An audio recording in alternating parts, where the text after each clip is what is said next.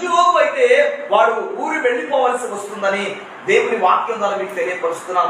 యాజకుడు కుష్ఠరోగాన్ని నిర్ణయించిన తర్వాత వాడు ఏం చేయాలి అంటే వాడి తల వెంట్రుకలు విరియబోసుకొని, వాడి వస్త్రాలు చింపి వేసుకొని, వాడు పైకలని కొనుక్కొని నేను అపవిత్రుడు అని ఆ ఊరు వాడంతా తిరిగి వాడు బయటికి వెళ్ళిపోవాలి.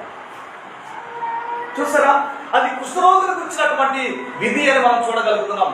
ఇక్కడ కుష్ఠరోగుల గురించిన విధి ఏమిటి అంటే వాడు పరిశుద్ధుడన్నట్లుగా, వాడు పవిత్రుడన్నట్లుగా రెండు సజీవమైనటువంటి పక్షులు తీసుకోవాలి. ఒక పక్షి చంపబడాలి, రెండవ పక్షి ఎగరవేయబడాలి అని దేవుని యొక్క వాక్యం సెలవిస్తుంది. చూసారా, అందులోనే లేవియాకాండం 14వ అధ్యాయం 53వ వాక్యంలో అప్పుడు సజీవమైన పక్షిని ఊరి వెలుపల నెగర విడవబడెను అని వాక్యం సెలవిస్తుంది. అక్కడ ఇంటిని గురించి మనం చూడగలుగుతున్నాం.